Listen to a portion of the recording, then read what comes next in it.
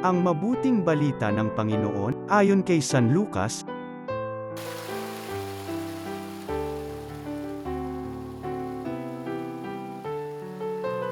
Noong panahong iyon, pagkatapos magsalita ni Jesus, siya'y inanyayahan ng isang Fariseo upang kumain, kaya't pumunta siya sa bahay nito.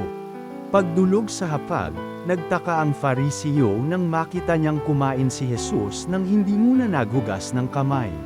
Sinabi sa kanya ng Panginoon, "Kayong mga Fariseo, hinuhugasan ninyo ang labas ng tasa at ng pinggan, ngunit ang loob ninyo'y punong-puno ng kasakiman at kasamaan.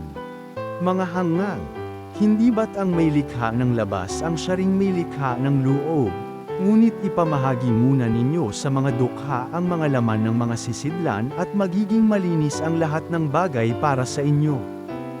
Ang mabuting balita ng Panginoon.